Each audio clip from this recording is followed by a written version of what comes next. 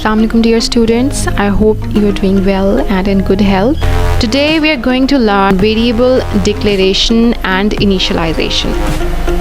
ये तमाम टॉपिक्स जो आज हम देखेंगे ये सी लैंग्वेज में प्रोग्रामिंग करने के लिए बहुत ज़्यादा इम्पॉर्टेंट है, क्योंकि तकरीबन हर प्रोग्राम में जो भी अब आप सेकेंड ईयर में बनाएंगे सब में वेरिएबल डिक्लेरेशन या इनिशियलाइजेशन का इस्तेमाल किया जाता है। वेरिएबल डिक्लेरेशन, अब आपने जान लिया है कि वेरिएबल क्या होता है और वो कौन कौन से रूल्स हैं जिनको फॉलो करके हम वेरिएबल का नाम रख सकते हैं।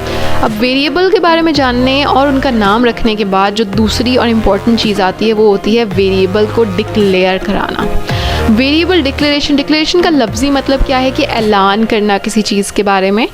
तो सी लैंग्वेज में वेरिएबल डिक्लेरेशन से मुराद है कि जब भी आपने अपने प्रोग्राम में किसी भी वेरिएबल का इस्तेमाल करना है तो आपने पहले कंपाइलर को ऐलानिया बताना है कि मैं जिस वेरिएबल का इस्तेमाल करूँगी या करूँगा उसका नाम ये होगा और उसमें इस तरह का डेटा स्टोर किया जा सकता है।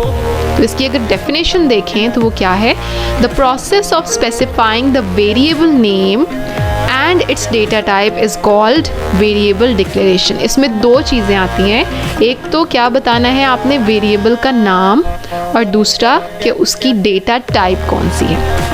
अब ये दोनों चीज़ें हम पढ़ चुके हैं। वेरिएबल का नाम ऑब्वियसली आपने जो रूल्स पढ़े हैं उन रूल्स को फॉलो करके आप वेरिएबल का नाम रखेंगे और उसकी डेटा टाइप यानी आप उसमें किस किस्म का डेटा स्टोर करना चाहते हैं वो उसकी डेटा टाइप बन जाएगी। इंटीजर करना चाहते हैं, फ्लोटिंग पॉइंट डेटा करना चाहते हैं या कैरेक्टर करना चाहते हैं, अब ये आपके वेरिएबल की उस चॉइस पर डिपेंड करता है।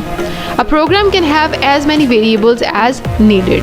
आपको प्रोग्राम में जितने वेरिएबल्स का इस्तेमाल करना है आप उतने प्रोग्राम्स को डिक्लेयर करा सकते हैं। अच्छा, सिंटेक्स इज़ द रूल्स के सी लैंग्वेज में वेरिएबल को डिक्लेयर कराने का क्या तरीका है, तो वो सिंटेक्स कहलाता है। तो उसे लिखने का क्या तरीका है, सबसे पहले आपने लिखनी है डेटा टाइप, यानी आपने बताना है कि इस वेरिएबल में जो मैं इसमें इस्तेमाल करेंगे उसकी डेटा टाइप क्या होगी और स्पेस के बाद उसका नाम क्या होगा। और ये दोनों टर्म्स लिखने के बाद आपने एंड पे क्या डालना है, स्टेटमेंट टर्मिनेटर जो कि होता है सेमीकोलन। अब फॉर एग्जांपल ये प्रोग्राम में कैसे इस्तेमाल होगा, लेट्स सपोज कि मैं जो वेरिएबल इस्तेमाल करने वाली हूँ उसका नाम है मार्क्स। मैंने कुछ टेस्ट के मार्क्स स्टोर करने हैं किसी वेरिएबल में, तो मैंने उस वेरिएबल का नाम रखा है क्या, मार्क्स। तो पहले आप देखें कि क्या ये मेरे रूल्स को फॉलो कर रहा है, क्या इसका जो फर्स्ट कैरेक्टर है वो एक अल्फ़ाबेट या अंडरस्कोर है। Yes, it's first character is an alphabet और इस पूरे वेरिएबल में सारे जो एलिमेंट्स हैं वो लेटर्स हैं, अल्फ़ाबेट्स हैं और कोई स्पेस नहीं है, कोई रिजर्व वर्ड नहीं है। ये तमाम के तमाम जो रूल्स हैं उनको फॉलो कर रहा है, तो ये एक वैलिड वेरिएबल नेम है। सबसे पहले क्या लिखा, डेटा टाइप इंट जो है ये इंटीजर को शो करता है, INT, स्पेस वेरिएबल का नाम और एंड पे स्टेटमेंट टर्मिनेटर सेमीकोलन। अब ये जो लाइन है ये मुझे बता रही है, कंपाइलर को बता रही है कि आप एक वेरिएबल के लिए जगह बनाएं जिसका नाम है मार्क्स और जिसकी डेटा टाइप क्या है, इंटीजर। अब ये डिक्लेरेशन बताने का फ़ायदा एक और क्या होगा कि हमारे कंपाइलर को ये भी पता चल जाएगा कि मेमोरी में कितनी स्पेस छोड़नी है, क्योंकि आपको याद होगा पिछली स्लाइड में आपने देखा था कि इंटीजर कितने बाइट की जगह लेता है, 2 बाइट्स की। तो इस वेरिएबल डिक्लेरेशन से हमें क्या क्या पता चल जाएगा, 3 चीज़ें पता चलेंगी। वेरिएबल का नाम क्या होगा, उसमें किस किस्म का डेटा स्टोर किया जाएगा और कितनी स्पेस मेमोरी में उसके लिए छोड़ी जाएगी। Second one is float average. अब सबसे पहले क्या किया है, डेटा टाइप लिखी है, स्पेस वेरिएबल का नाम, एवरेज रखा है, ये तमाम रूल्स को फॉलो कर रहा है। डेटा टाइप क्या है इसकी, फ्लोट, यानी इसमें फ्लोटिंग पॉइंट डेटा इस्तेमाल किया जाएगा और ये कितनी बाइट की जगह लेगा, 4 बाइट की। इसी तरह कैरेक्टर स्पेस ग्रेड, ये क्या होगा, ये 1 बाइट की जगह लेगा मेमोरी में, और ये वेरिएबल डिक्लेरेशन की 3 एग्जांपल्स थी। यानी आपने जो भी वेरिएबल्स अपने प्रोग्राम में इस्तेमाल करने हैं उनको पहले डिक्लेयर कराना है ताकि कंपाइलर को अंदाज़ा हो जाए, कंपाइलर मेमोरी में उतनी जगह उस वेरिएबल के लिए मखसूस कर ले। ओके, यहाँ से एक इम्पॉर्टेंट पॉइंट निकलता है, वो है strongly typed. C language is strongly typed language. C language को स्ट्रांगली टाइप्ड लैंग्वेज भी कहा जाता है। क्यों कहा जाता है? क्योंकि इसमें जो भी वेरिएबल्स आपने इस्तेमाल करने हैं उनको डिक्लेयर करना लाजमी है। अगर आप वेरिएबल्स इस्तेमाल करने से पहले उनको डिक्लेयर नहीं करेंगे तो आपका सिंटैक्स एरर आ जाएगा। उस एरर को जब तक आप ख़त्म नहीं करेंगे आप अपना प्रोग्राम एग्जीक्यूट नहीं कर सकते। अब variable can be declared anywhere in the programme before it's use. यानी वेरिएबल को प्रोग्राम में हम किसी भी हिस्से में डिक्लेयर करा सकते हैं, लेकिन शर्त क्या है कि उस वेरिएबल का इस्तेमाल करने से पहले उसका डिक्लेयर होना ज़रूरी है। लेकिन एक अच्छे प्रोग्राम की जो सीक्वेंस है उसको फॉलो करते हुए हम क्या करते हैं, तमाम वेरिएबल्स जो हमने उस प्रोग्राम में इस्तेमाल करने हैं वो शुरू में ही डिक्लेयर करा दिए जाते हैं ताकि बाद में हमें कोई परेशानी ना हो। Okay, second important topic is variable initialization. अब डिक्लेरेशन एक अलहदा चीज़ है और इनिशियलाइजेशन अलहदा है। आपने इन दोनों चीज़ों को मिक्स नहीं करना। The process of assigning a value to a variable at the time of declaration is known as variable initialization. यहाँ मैं आपको फ़र्क बताती चलूँ डिक्लेरेशन और इनिशियलाइजेशन का। डिक्लेरेशन में हमने सिर्फ 2 चीज़ें बतानी है, एक तो वेरिएबल का नाम और दूसरी उसकी डेटा टाइप। लेकिन इनिशियलाइजेशन में हमारे पास एक चीज़ और एक्स्ट्रा आ जाती है, वो होती है उसकी वैल्यू। इनिशियलाइज का मतलब है कि उसे एक स्टार्ट दे देना है, किक देनी है, ठीक है, एक स्टार्टिंग वैल्यू दे देनी है वेरिएबल को कि तुम्हारे अंदर ये वाली वैल्यू स्टोर होगी। तो इस प्रोसेस को हम कहते हैं वेरिएबल इनिशियलाइजेशन।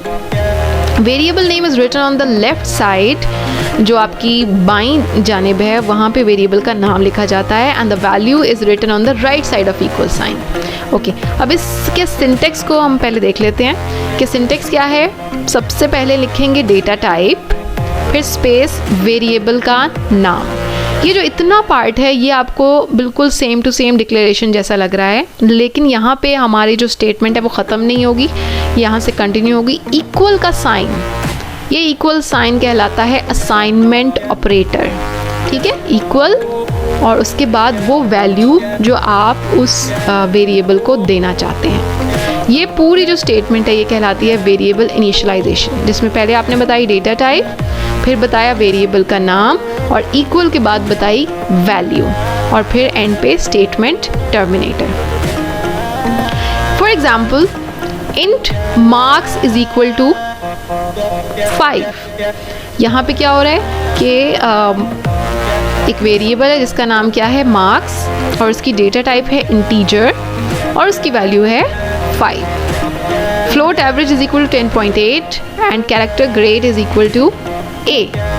ये तमाम एग्जांपल्स हो जाएंगी वेरिएबल इनिशियलाइजेशन की। तो मेजर डिफरेंस क्या है डिक्लेरेशन और इनिशियलाइजेशन का, कि डिक्लेरेशन में हम सिर्फ डेटा टाइप और नाम बताते हैं जिससे मेमोरी में उस वेरिएबल के लिए जगह छोड़ दी जाती है, स्पेस बना दी जाती है। लेकिन इनिशियलाइजेशन में हम उस वेरिएबल का नाम डिसाइड करते हैं, उसकी डेटा टाइप डिसाइड करते हैं और साथ ही उसको एक स्टार्टिंग वैल्यू भी दे देते हैं जो उसके अंदर स्टोर की जाएगी।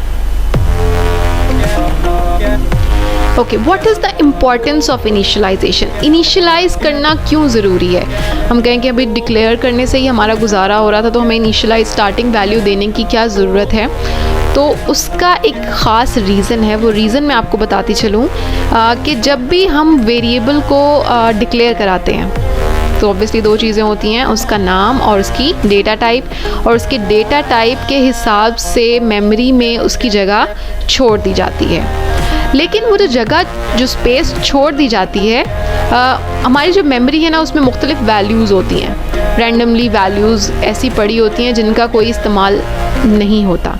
तो जब भी मेमोरी में जगह बनाई जाएगी वेरिएबल के लिए, उस जगह पे बाज़ औक़ात एक ऐसी मीनिंगलेस वैल्यू या डेटा पड़ा होता है जिसको हम कहते हैं गार्बेज वैल्यू। ठीक है, अब अगर आप उस वेरिएबल का नाम लेके उस पर कोई कैलकुलेशन या कोई काम करते हैं, तो बजाय उसके अंदर जो वैल्यू पड़ी हो जिस पे आपने काम करना हो, उसके इस्तेमाल होने के वो गार्बेज वैल्यू इस्तेमाल कर दी जाएगी। तो इस वजह से हमारा जो रिज़ल्ट है वो अनएक्सपेक्टेड होगा, वो ख़राब हो जाएगा। मिसाल के तौर पे अगर आपने एक जैसे पिछली स्लाइड में डिक्लेयर कराया वेरिएबल इंट मार्क्स, ठीक है, मार्क्स वेरिएबल के लिए मेमोरी में जगह छोड़ दी गई 2 बाइट की, ठीक है, लेकिन हो सकता है उसके अंदर कोई गार्बेज वैल्यू पड़ी हो, लेट्स से टेट्रा 5, ठीक है, लेट्स से एक गार्बेज वैल्यू पड़ी है टेट्रा 5। आपने उस मार्क्स को कुछ किसी फॉर्मूले में इस्तेमाल कर लिया और उसे इनिशियलाइज़ नहीं कराया, उसे कोई स्टार्टिंग वैल्यू नहीं दी, तो क्या होगा, वो टेट्रा 5 ही उस फॉर्मूले में कैलकुलेट होके आपके आंसर को, आपके रिज़ल्ट को ख़राब कर देगा।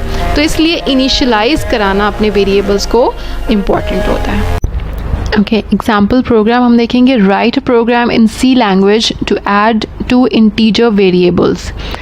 सी लैंग्वेज में देखते हैं कि कैसे 2 इंटीजर वेरिएबल्स को सम अप किया जा सकता है, ऐड किया जा सकता है। इसके हमने एक छोटा सा प्रोग्राम देखना है। सो first line here is preprocessor directive #include stdio.h। आपको याद होगा ये प्रीप्रोसेसर इंक्लूड प्रीप्रोसेसर डायरेक्टिव है जिसके अंदर स्टैंडर्ड इनपुट आउटपुट की हेडर फाइल को शामिल किया जा रहा है। Second one is #include conio.h जो कि कंसोल इनपुट आउटपुट की हेडर फाइल को इस्तेमाल किया जा रहा है।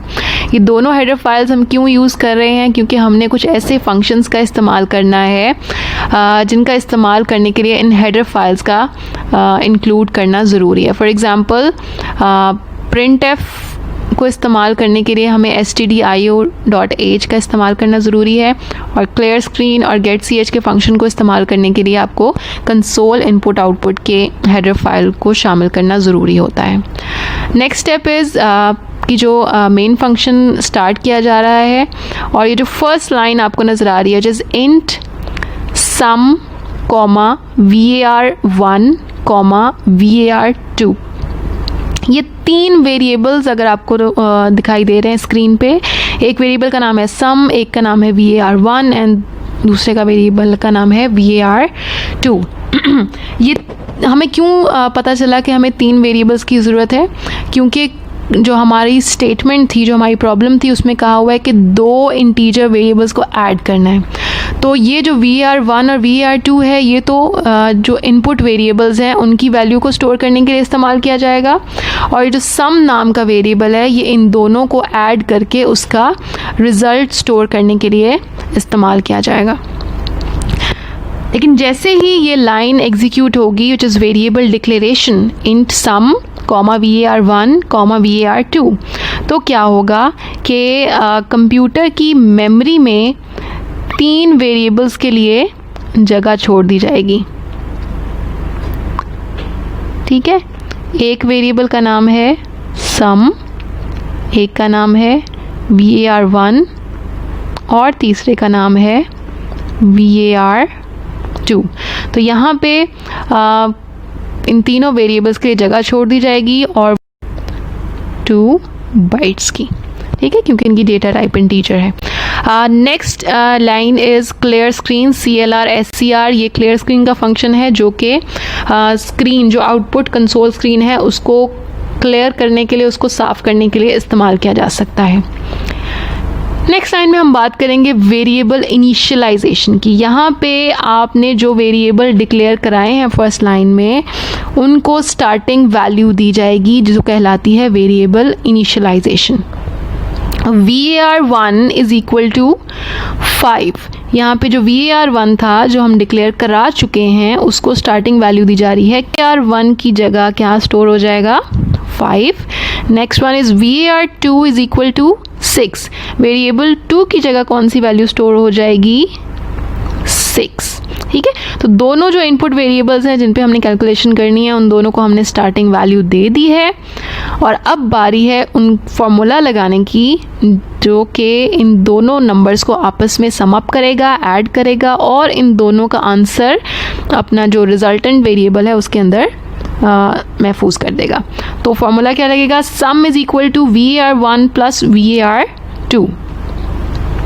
ये लाइन क्या करेगी, sum is equal to VAR1 plus VAR2। VAR1 की वैल्यू क्या है 5 और VAR2 की वैल्यू क्या है 6। तो 6 प्लस 5 इज इक्वल टू 11। तो जो सम है उसके अंदर क्या स्टोर हो जाएगा 11। Now next line is printf sum of VAR1 and VAR2 is %d। ये जो स्टेटमेंट आपको नज़र आ रही है ये क्या स्क्रीन पे प्रिंट करा देगी, sum of VAR1 and VAR2 is 11। तो बेसिकली ये क्या हो जाएगा आपका आउटपुट। क्लियर? तो इस तरह से वेरिएबल डिक्लेरेशन और इनिशियलाइजेशन इस्तेमाल की जाएगी सी लैंग्वेज में। आज के लेक्चर के हवाले से जो सवालात बनते हैं वो आपके सामने हैं। What is variable, write rules for naming variables in C language, what is data type and name different data types used in C language, define integer data, floating point data and character data type with example, what is variable declaration and variable initialization, and why C is known as strongly typed language and why initialization is important। इन तमाम सवालात में जो एक long question बनता है वो है rules for naming variables in C language. ये लॉन्ग क्वेश्चन के हवाले से काफ़ी इंपॉर्टेंट है। बाकी तमाम सवालात को आपने शॉर्ट क्वेश्चंस के हवाले से लर्न करना है। वेरिएबल डिक्लेरेशन और वेरिएबल इनिशियलाइजेशन के शॉर्ट क्वेश्चन में भी आपने उसका सिंटेक्स और एग्जाम्पल साथ ज़रूर लिखना है। और इसके अलावा जो एक प्रोग्राम हमने आज देखा है कि कैसे दो वेरिएबल्स को आप ऐड कर सकते हैं, तो हमने उसमें देखा था कि इंटीजर वेरिएबल्स को कैसे आप ऐड कर सकते हैं। उसी की सेम दूसरा जो क्वेश्चन है वो आपने एज अ असाइनमेंट अपने रफ रजिस्टर्स पे लिखना है। वो है कि दो फ्लोटिंग पॉइंट डेटा को आप कैसे ऐड कर सकते हैं। बेस्ट ऑफ लक, अल्लाह हाफिज़।